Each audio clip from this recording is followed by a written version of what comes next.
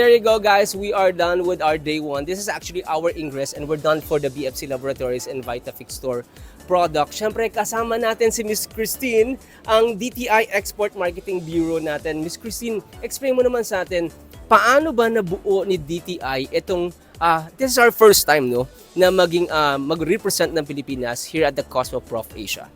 So, it all started last year when our team from the Philippines came here to benchmark to see kung anong klase ba ng mga pavilions yung meron dito, and then kung marami ba talagang mga potential buyers and malaki yung foot traffic.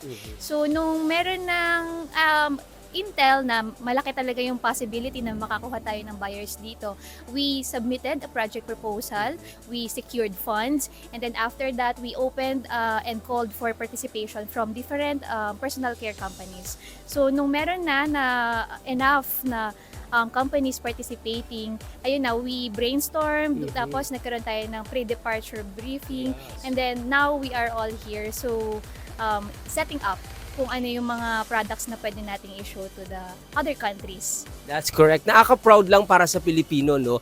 And this is the effort of DTI para ma-showcase natin ang galing ng isang tatak Pinoy. Kasi it's about time na malaman ng buong mundo kung ano yung kaya nating i-showcase. Tama ba, Ms. Chris? Agree. So, sobrang dami natin na natural ingredients na pwedeng ipagmalaki, and that's what we are bringing here in the pavilion. That's correct. It's about time na mas makilala ng maraming nasyon ang gawa at tatak at galing ng Pilipino. Maraming salamat. Of course, maraming salamat din na pili nyo rin ang Barjan Pharmaceuticals Philippines Company na mag-represent ng Pilipinas dito sa Cosmo Prof Asia. That's our day 1 for now. Ingress pa lang natin to. Abangan nyo pa yung mga susunod natin na ipapalabas para sa inyong lahat. Maraming salamat po.